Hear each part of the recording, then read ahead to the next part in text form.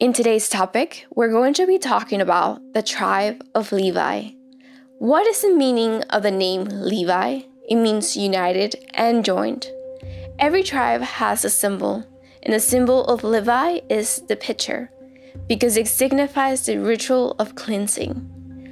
Promises of Moses. You Thummim and Oren belongs to your faithful people. You tested your people at Matzah. You quarreled with them at Oasis of Meribah. They said they didn't know their father and mother. They didn't recognize their own brothers. They didn't acknowledge their own children. But they obeyed your word and were faithful to the terms of your promises. They teach Jacob your rules and give Israel your teachings. They burn incense to you to smell and sacrifice burnt offering on your altar.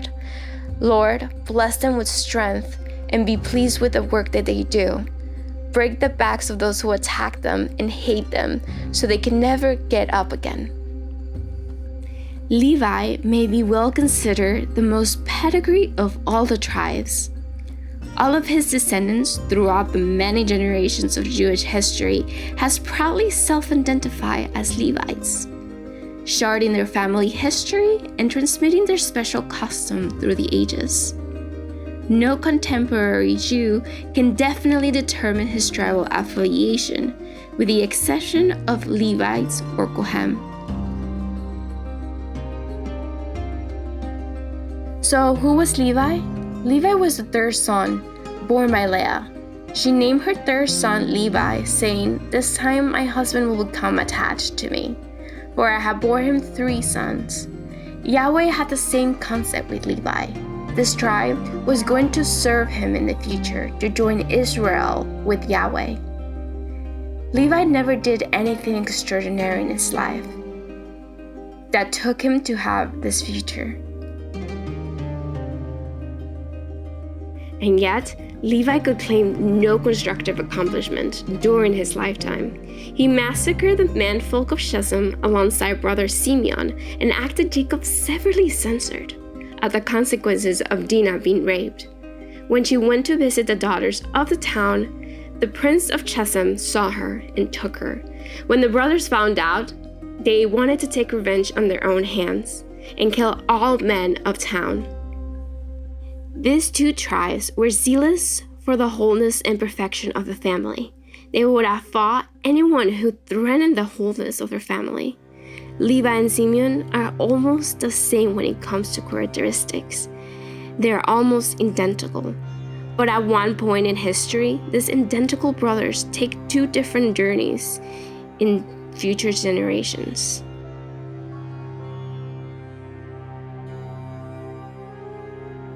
Idolatry is the antithesis of integrity, and the Levites were unwilling to accept anything even smacking of idolatry. It was Levi who massed eagerly around Moses when he angrily confronted the sinning Israelites worshiping the golden calf at the foot of Mount Sinai. When Moses called, "Whoever is for God, rally to me," the Levites immediately responded. They who had murdered in the past in the name of integrity had no qualms about doing it again. Moses said to them, "Thus says the Lord, God of Israel, each of you put swords on things, go back and forth from gate to gate throughout the camp, and slay brother, neighbor, and kin." Then Levites did as Moses commanded, and some 3,000 fell that day. And Moses said, "Fill your hands today for the Lord, for this day for each of you had been against son and brother. Therefore, God has granted you today a blessing." Exodus 32:27-29. When the Israelites were at Shittim, a lot of them were engaging in idolatry and sexual misconduct with Midian women. The most fragrant sinner was Zimri. He was the prince of Simeon. Phinehas, expressing his identity as a Levite, did not hesitate, while the other leaders looked on helplessly, frozen in despair.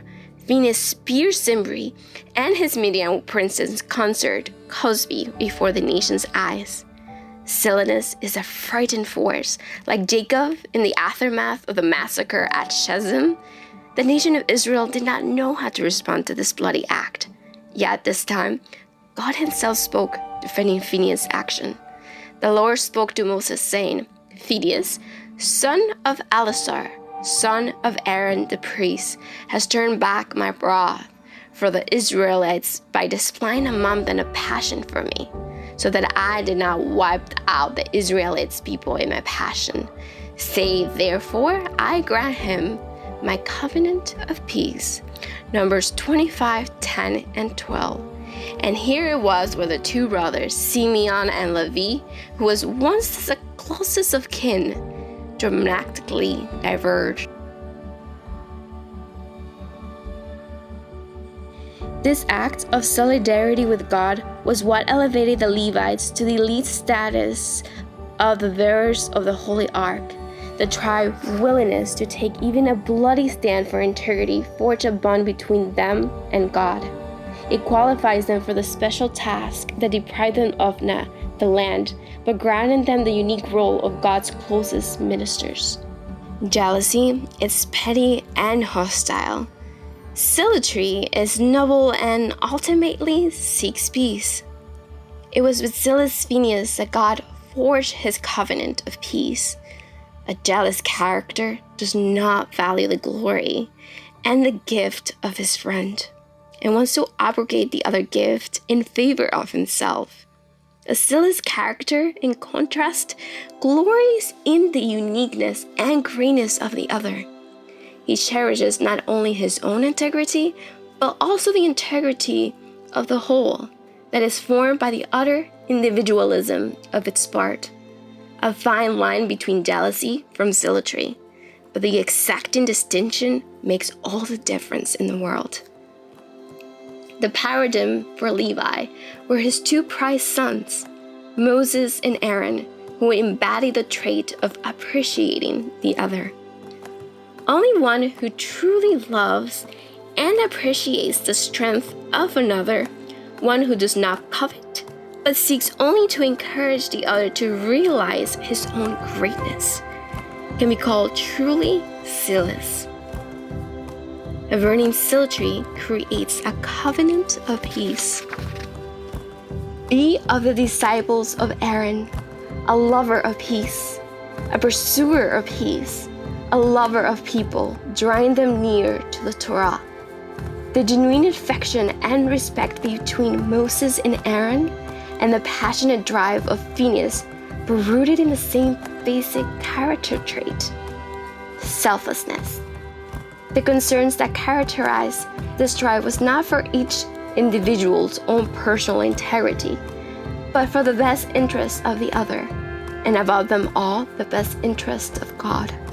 It was this concern that drew God's love towards the Levites, and it was this concern that fostered peace in the world. Shalom.